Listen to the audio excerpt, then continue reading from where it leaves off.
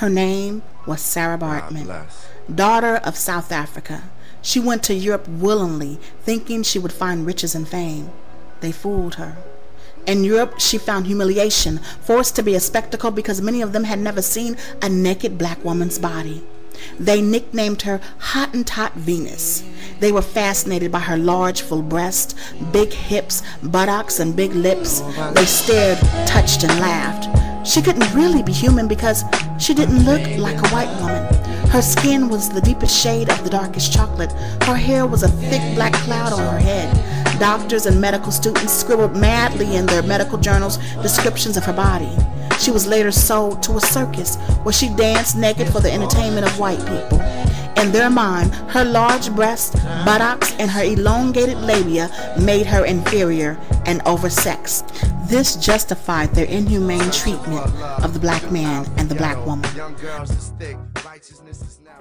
No longer wanted in the circus, she became a prostitute and later died from loneliness, shame, and disease. She had been in Europe for only 5 years and was only 25 when she died. But her story doesn't end there.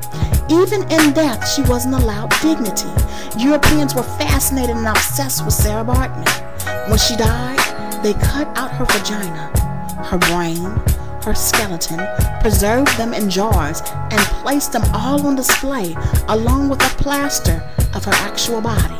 For 160 years, people could walk into a museum, look at Sarah Bartman's vagina, her brain, her skeleton, and see what she looked like naked.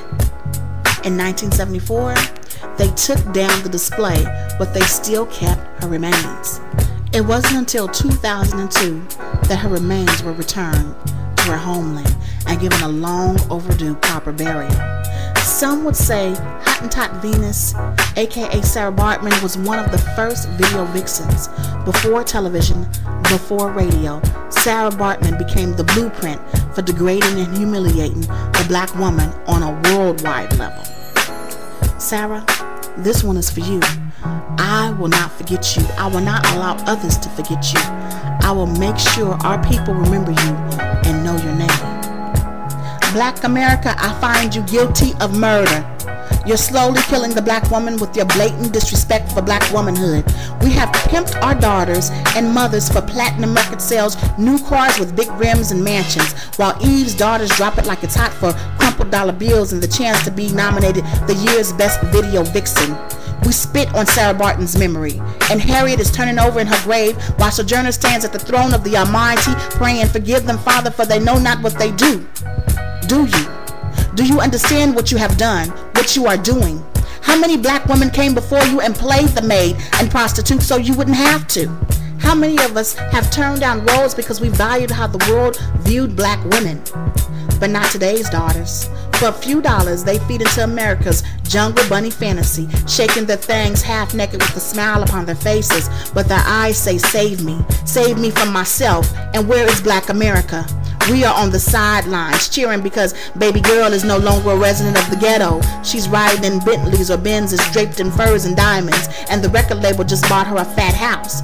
But have we forgotten? Massa always kept his main hoe close to the big house or a house to call her own, as long as she opened the door when he came knocking. And he will be coming back. It's so sad. Back then we were forced to degrade ourselves to the level of being some man's whore. Today we willingly degrade ourselves. The black woman has become America's #1 whore. We fought that label for so many years, but here our daughters came along and solidified the deal.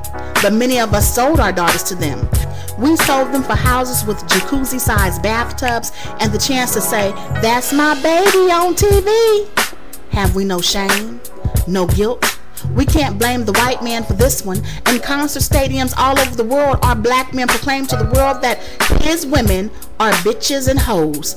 It's so common, some of us think that this is our name and answer to it. We have forgotten our grandmother's pain, her struggle to carry the burden so we wouldn't have to. Do you hear the ancestors crying out, "Is this what we died for?" I say no. Wake up, black woman. Wake up, black America. Take back your dignity. The power is in your hands.